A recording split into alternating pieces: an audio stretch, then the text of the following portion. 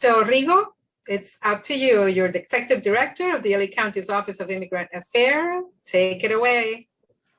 Gracias, Pilar. Thank you so much. And thank you to everyone who joined us. I know there's a lot of information going around, and we're very glad to bring this webinars to you so that we can start understanding what's going on. I'd like to preface my comments that tonight we don't have time. The purpose is not to get into too many details.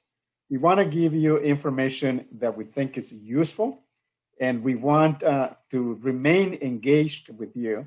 As Pilar mentioned, any questions that we don't get to, plus more, please give us a call at that number that we provided. I'll have a slide here in my 5 minutes or so that you can come back and connect with us about not just this topic. I want to remind us that the county has services for us immigrants, from the womb to the tomb, we call it. And so they are available.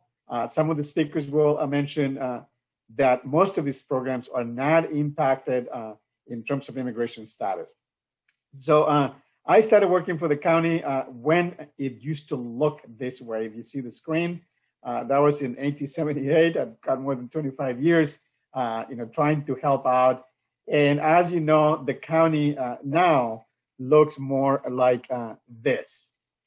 And so, how do we help people who live in this huge place in regard to, what the county can do? I have to admit that this topic I'm going to cover, like I said, very high level, the separation of families as they were trying to cross the border. It's something that I think is one of the harshest policies ever adopted. And certainly we're still having to deal with the ramifications. You probably heard that back in the summer of 2017, 2018, through what was called a zero tolerance policy, the federal government separated children from their parents as they were trying to cross the border and were detained.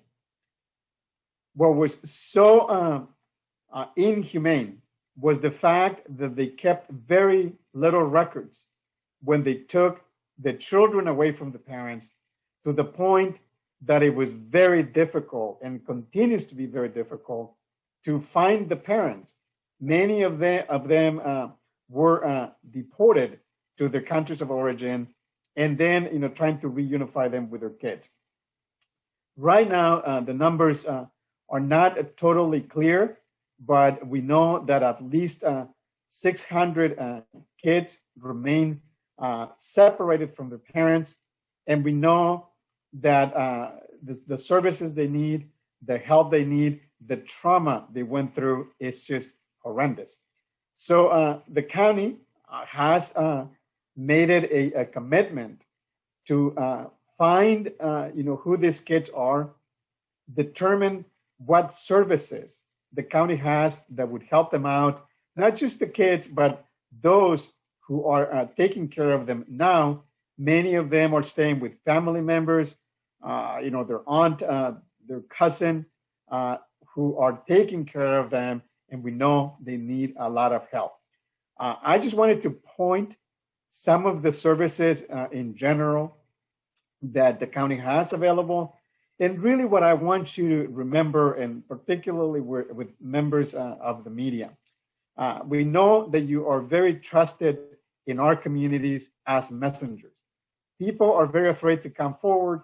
So we want you to let our communities know that these services are available, that we're trying to figure out how to provide them with the services. Think about immigration representation, health care, school enrollment and support. There's cash and non-cash assistance. There's for many of them are eligible for what we call Cal Fresh. If they don't have enough food, things that are just basic issues basic things that the county wants to provide. And I'm going to give you a quick snapshot here. I don't know if anyone, especially reporters, if you want to take a picture. This is a flow chart that if you call our number, Office of Immigrant Affairs, you can see in these boxes the types of services that the county has. And so what is our job at the Office of Immigrant Affairs? Our job is to connect with our residents. We have different people who speak a number of different languages, and we make sure that they understand these services available. Look, for instance, a legal representation. I mentioned healthcare. There is, health for small business services, school, housing, landlords and tenants in terms of eviction, wage theft, that you don't get your wages. Once you call us, we can go over these services, these protections, and then connect you to the right place so you get the services you need. I'm going to skip the next slide because I'd like to give my colleague Maria the chance to, or Adriana, to talk about this issue before I highlight some red flags. So I'm going to stop here. I want to get to the questions as soon as possible. But then again, let me just leave this. Oops, if you're afraid of red ants, you can close your eyes now. But here is the phone number and the website. If anyone wants to take a screenshot, I'll leave it here for a couple of seconds. 800-593-8222, oia.lacounty.gov. And here are some of the, like I said, what we do to help families out. So again, I'm stopping here. I'm going to stop sharing. And let's see, how do I do that? Maybe stop share. There we go. Stop sharing. Okay, Rigo, muchas gracias. Thank you.